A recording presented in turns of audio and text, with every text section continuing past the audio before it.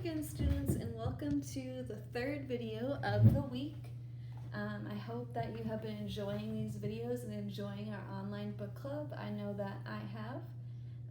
I'm excited to read chapter 3 today, and I'm excited to see your responses from this week's work. So chapter 3 is called Tenants In and Out. I want to remind you of our vocabulary word from chapter 1.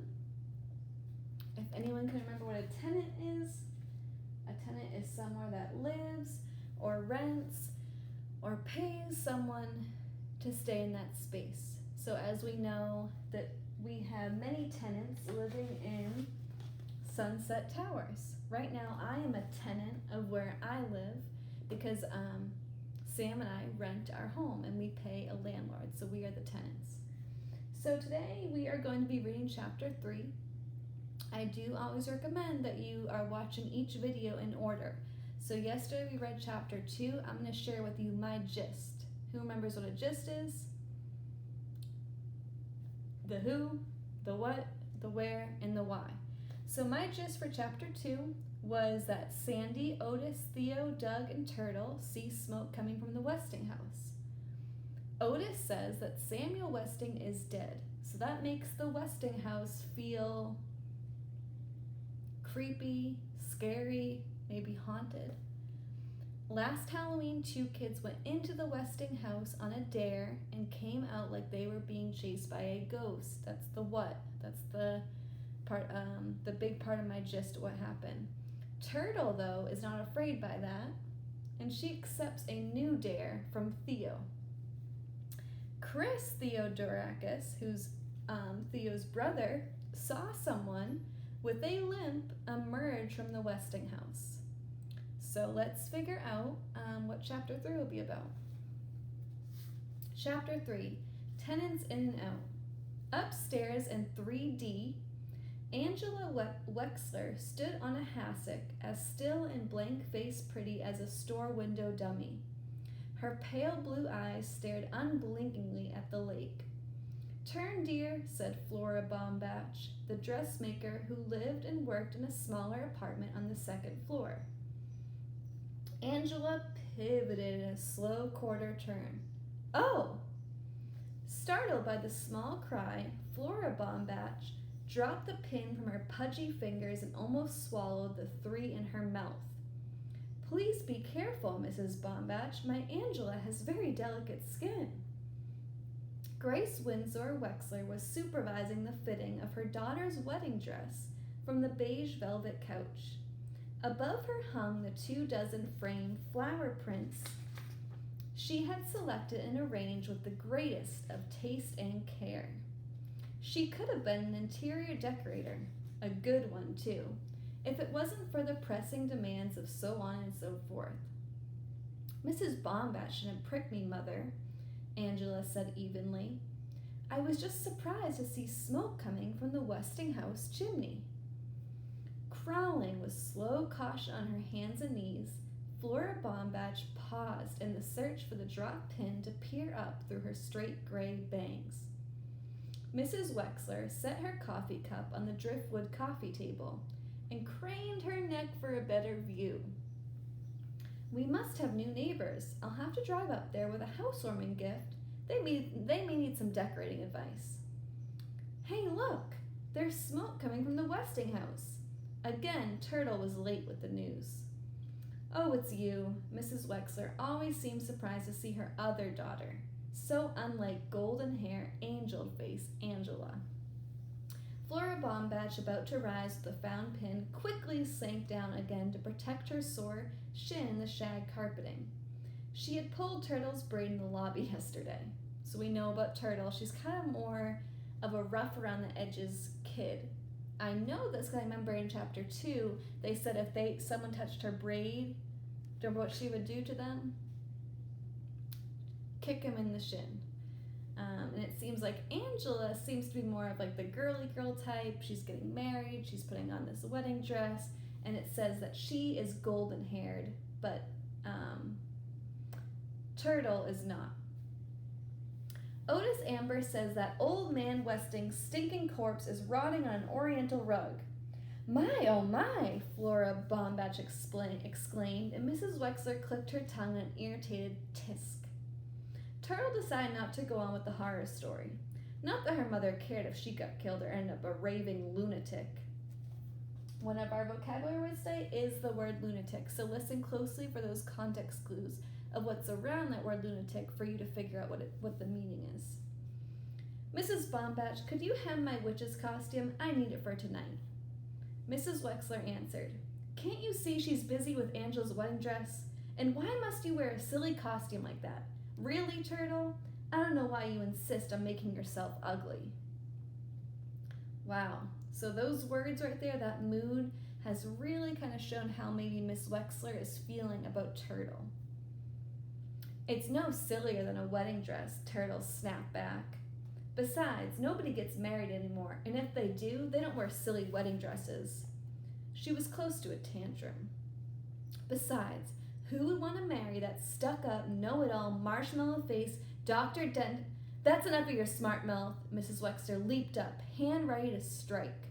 Instead, she straightened a framed flower print, patted her fashionable honey blonde hairdo, and sat down again. She had never hit Turtle, but one of these days. Besides, a stranger was present. Dr. Dreer is a brilliant young man, she explained for Flora Bombach's eyes. The dressmaker smiled politely. Angela will soon be Angela Dreer. Isn't that a precious name? The dressmaker nodded. And then we'll have 2 doctors in the family. Now where do you think you're going? Turtle was at the front door. Downstairs to tell Daddy about the smoke coming from the Westinghouse. Come back this instant. You know your father operates in the afternoon. Why don't you go to your room and work on stock market reports or whatever you do in there? Some room? It's even too small for a closet. I'll hem your witch's costume, Turtle, Angela offered. Mrs. Wexler beamed on her perfect child draped in white. What an angel. So we have here a mom, Mrs. Wexler, who clearly feels very differently about her 2 daughters. Her 2 daughters are Angela, the one that's getting married, and Turtle, the younger one that seems a little bit more rough around the edges or maybe misunderstood. So we know this because of, or let me ask this, how do we know someone's point of view? I always show point of view in 2 different motions. Someone's thoughts or someone's feelings. So Mrs. Wexler is showing her thoughts by what she's saying, and she's showing how she feels by also maybe her body language or the way she's treating her. If she's standing up and she's about to hit her, that's how angry Turtle made her mom feel, then you can see the relationship there. You can see how Miss Wexler feels, and that's her point of view. Okay, let's keep reading. Crow's clothes were black, her skin dead white. She looked severe, rigid in fact, rigid and righteously severe. No one could have guessed that under that stern facade, her stomach was doing flip-flops as Dr. Wexler cut out a corn. That's another vocabulary word for this chapter. Staring down at the fine lines of pink scalp that showed through the podiatrist's thinning light brown hair did nothing to ease her queasiness. So softly, humming a hymn, she settled her gaze on the north window. Smoke! Watch it! Jake Wexler almost cut off her little toe along with the corn.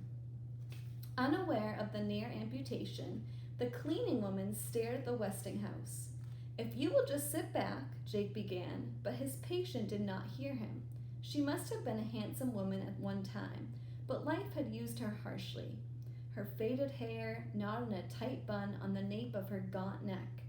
Glinted gold red in the light, her profile was fine, marred only by the jut of her clenched jaw.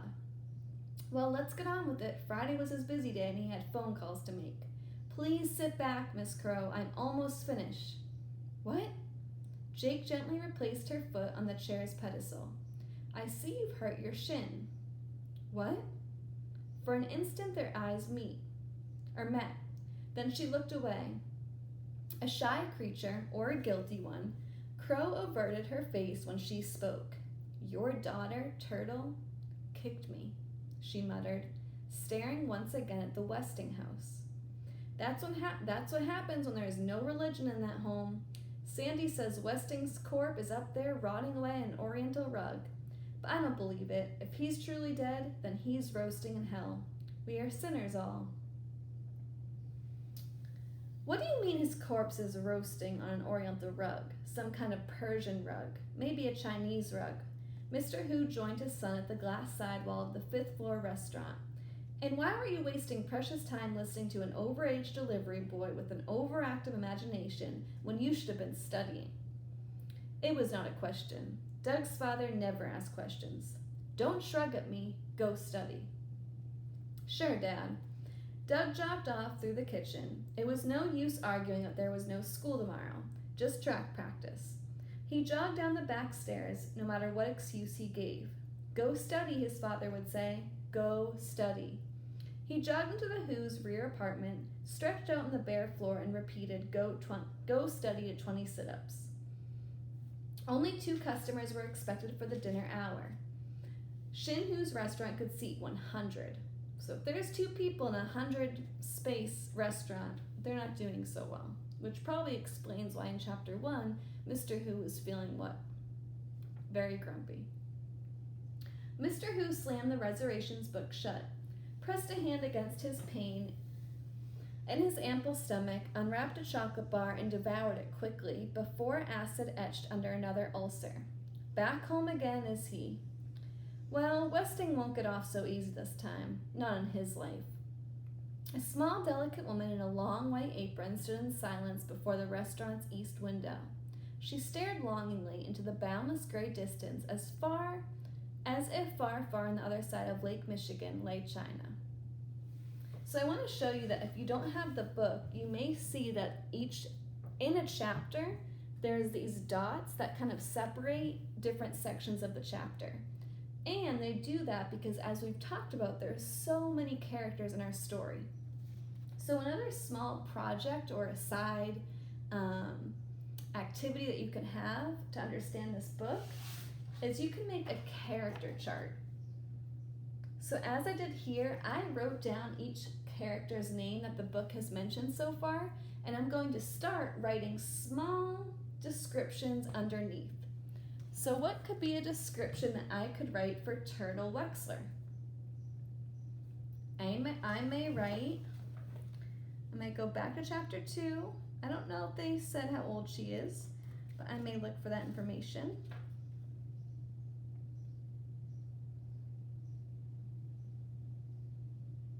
I'm looking on page 6.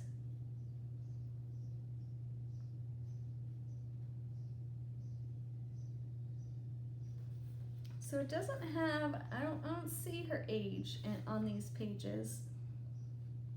But I would describe Turtle as maybe, I would say like a daredevil. Or maybe the word adventurous.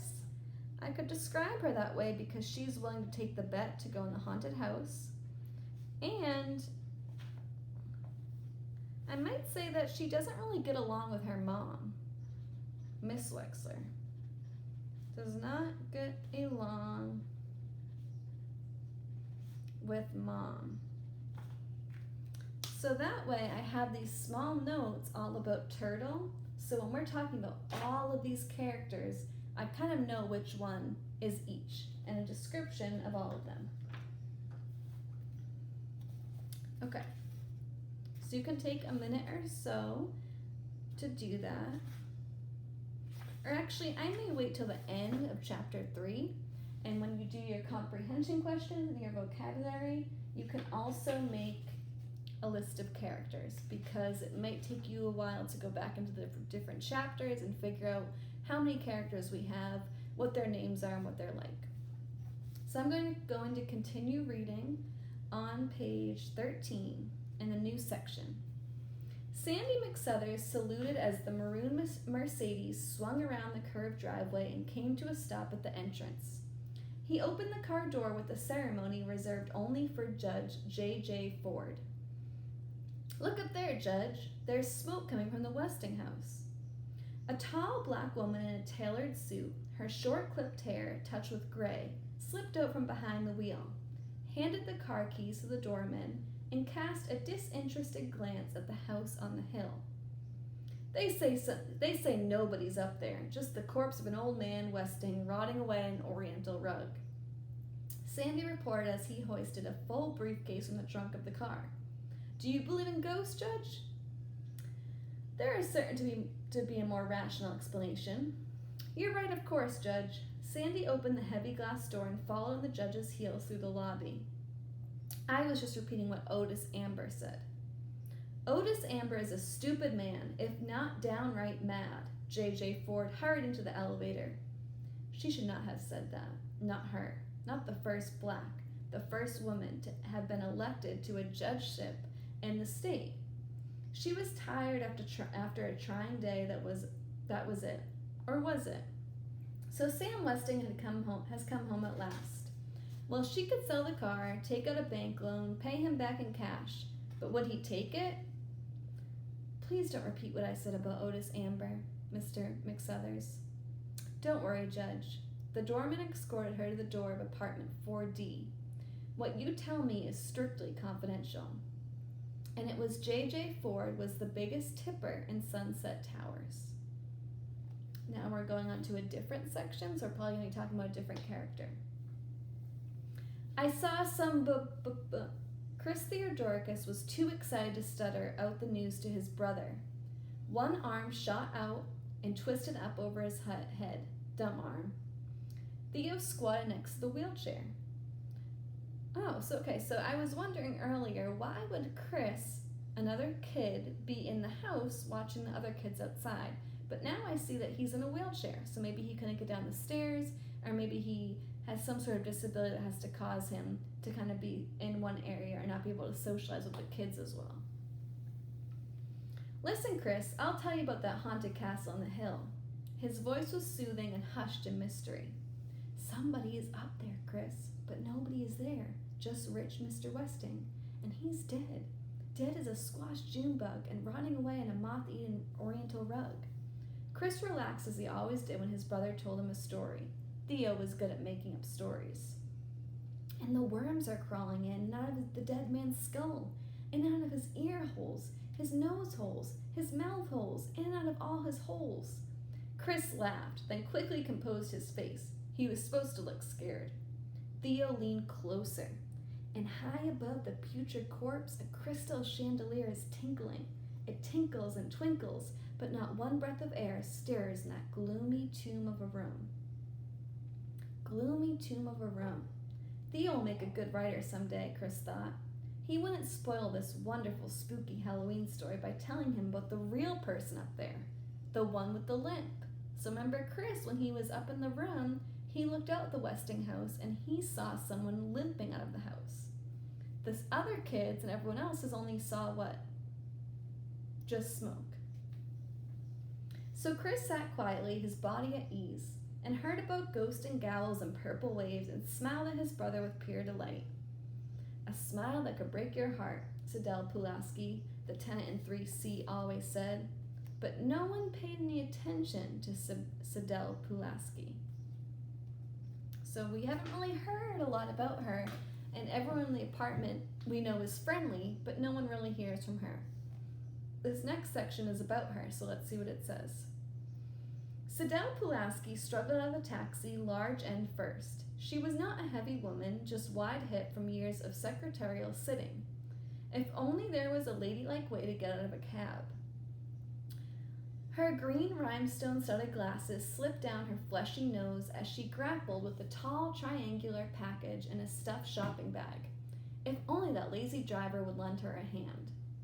Not for a nickel tip he wouldn't. The cabbie slammed the back door and sped around the curved driveway, narrowly missing the Mercedes that Sandy was driving to the parking lot. At least the never-there Run-You-Need-Him doorman had propped open the front door. Not that he ever helped her, or noticed her for that matter. No one ever noticed. Sidel Pulaski limped through the lobby. She could be carrying a high-powered rifle in that package, and no one would notice. She had moved to Sunset Towers hoping to meet elegant people, but no one had invited her in for so much as a cup of tea. No one paid attention to her, except the poor crippled boy whose smile could break your heart, and that bratty kid with the braid. She'll be sorry she kicked her in the shin. So with Sidel Pulaski, it keeps repeating, the text keeps repeating over and over that no one notices her in the apartment, which makes me feel like that might be an important clue or an important note for me to make under her name. So under my character chart, and you can make yours after this chapter, I'm going to write under Sidel Pulaski, she's a woman, she's not a kid, she's a woman, and no one notices her. Alright, back to my book. Juggling her load, earrings jingling and charm bracelet jangling, Sidel Pulaski unlocked the several locks to apartment 3C and bolted the door behind her.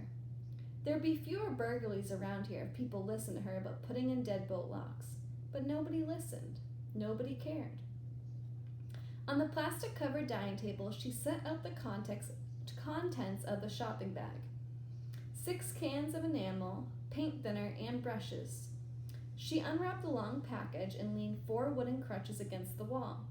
The sun was setting over the parking lot, but Sidel Pulaski did not look out her back window. From the side window, smoke could be seen rising from the Westinghouse, but Sidel Pulaski did not notice. No one ever notices Sidel Pulaski, she muttered. But now they will.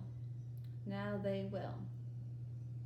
So that was the end of this chapter. A very interesting chapter because Sidel is starting to become sort of a mystery. We know the Westinghouse of the fire is a mystery. We know Chris has seen someone limping out of the house, but Sidel comes in at the very end of the chapter, and it seems like she maybe seems moody or upset that no one notices her. And they end the chapter with saying that they're going to start to notice her. So that makes me think, did she do something to become noticed? So let's look at our questions for chapter 3. Question number 1 is, how does Grace describe her daughter, Angela? So remember we talked about the different differences. We talked about the differences between how Miss Wexler feels about Angela and how she feels about Turtle. So go back in the text and find out where you can have some text evidence of how she feels about Angela. Question 2 is, Judge 4 wants to pay a debt back to Sam Westing. What do you think she owes him money for? So when she sees that house and they're talking about Sam Westing, she brings up that she owes him.